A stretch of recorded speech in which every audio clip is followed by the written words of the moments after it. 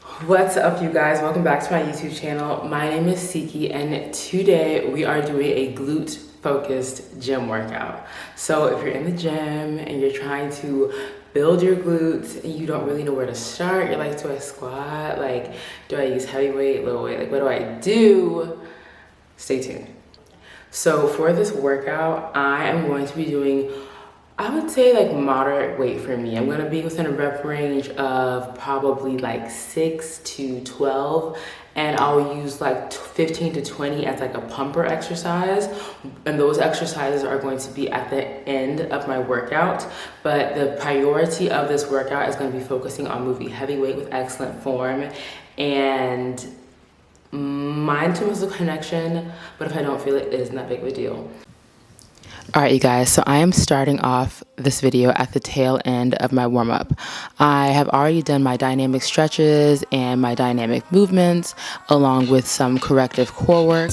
Like, those are the type of warm-ups that I do, things that involve more of my entire body. But I do like finishing off my warm-ups these days with some resistance band hamstring curls. That movement in particular is actually really good to protect your knees. So if you're someone that deals with any knee pain, try introducing some type of hamstring curl before your lower body lifts. Now it's time for some glute activation, and I am doing some internal hip rotation. So I only did one set of 30 of these on each side. This is a really great exercise to get your glute medius fired up, but I don't like spending a lot of time on activation work. I'd rather spend more time actually warming up my entire kinetic chain and lifting than I would doing activation work. I also have to mention that at this stage in my training, I don't have a hard time activating my glutes. My glutes are pretty much always fired up, and I would even say that at this point I'm pretty glute dominant because of the way that I train, so I don't have to really prioritize glute activation.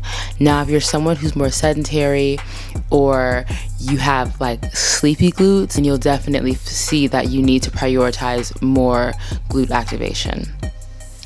For our second glute activation exercise, we are doing some resistance band hip hinges.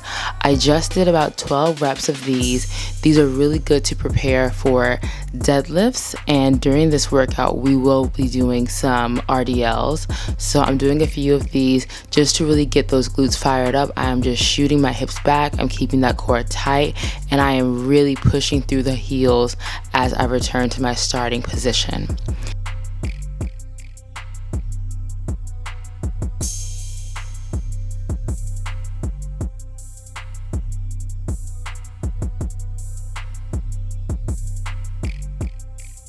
Our first exercise during this workout is our hip thrust. As you guys know, the hip thrust is an absolute must for any glute workout. I have a resistance band around my knees. That just helps as an external cue to make sure that I'm really keeping my knees open and I'm not allowing my knees to collapse inward. All right, I warmed up with 135 pounds. Warm up with a weight that you could pump out if need be, but if you're warming up for like a heavy lift, obviously you don't want to exhaust your muscles. So, stick to around 4 to 6 reps. For my working sets, I did 185 pounds and I did 4 sets of 8 to 12, I believe. And it was definitely tough. I was already sweating during my first set. I wanted to include a slow-mo clip so you can really see how my spine is moving. All right, my spine stays straight the entire time. Even though my glutes are working, they're not working because I'm constantly shifting the pelvis. All right, the spine stays straight, the knees stay open, and you push through the heels and contract the glutes in order to fire up the glutes.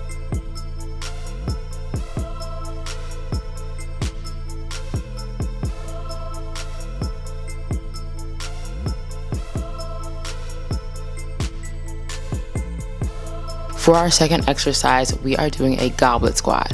So goblet squats for me are super challenging. These are a really great exercise for your quads. And a lot of times when people have a glute gains goal, they tend to neglect the other muscles in their lower body, like their quads and their hams. But when you train your quads, when you train your hamstrings and your calves, you're actually helping your glutes look better, because then everything just starts to look better. So I used a 50-pound dumbbell for this. I would say go heavy, you know, stick to a weight that will definitely challenge you at around rep 4. I included a slow-mo clip of this one as well, because this is another exercise that people really struggle with when it comes to alignment. For our third exercise, we are doing dumbbell Romanian deadlifts. This is an excellent exercise for your glutes. This exercise is a staple in my program. I do at least, I would say, 5 to 6 sets of Romanian deadlifts a week. And I have that resistance band around my knees again, once again, simply as an external cue. It does add some resistance as well, but it's really to make sure that I keep my arches lifted and my knees open. So I'm shifting my hips back, pressing through those heels and contracting the glute. For our next exercise, we are doing Bulgarian split squats. Bulgarian split squats are an absolute necessity in your program, or some type of split squat. This is a more challenging version of the standard split squat that I do in a lot of my other videos. Since that back leg is completely elevated, you don't have any way to like compensate or like help that front leg, so it is a challenge. I was struggling even getting 12 reps out. I don't know how I got 15 reps out for one set, because this was a super challenging exercise for me, and I did take a break in between each leg since it was such a challenge for me. I was using 2 10-pound dumbbells, and those honestly felt like 2 80-pound dumbbells. So go heavy with these and try not to go too heavy, because you do want to be able to pump out some reps and get a nice little pump going in your glutes. Once again, this is another excellent exercise for the glutes and the quads. And what I found is when you train the quads properly, it actually helps with the look of hip dips.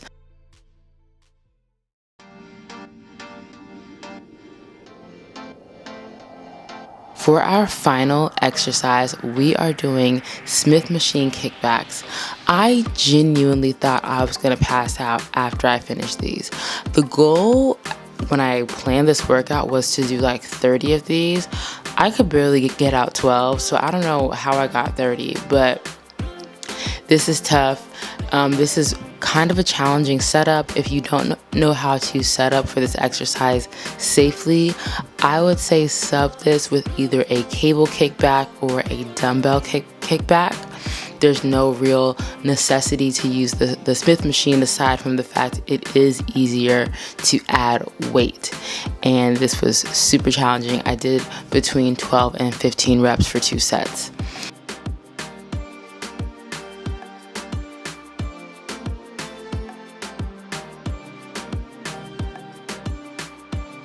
And for our burnout, we are gonna pump up those glutes with some bent over hip abduction with our resistance band, okay? You're going to do 2 sets of as many reps as possible, meaning your glutes are going to be shaking, your legs are going to be shaking, your glutes are going to be fired up, and your quads are going to be fired up. And then we are going to superset that with frog pumps so that we can get another glute pump and a nice hamstring pump. After this workout, girl, that booty is going to be sitting. The pump that I had after this workout was absolutely ridiculous, okay? Finish off your workout with some frog pumps, as many reps as possible. Thank you guys so much for watching. Let me know if you try this workout. Bye.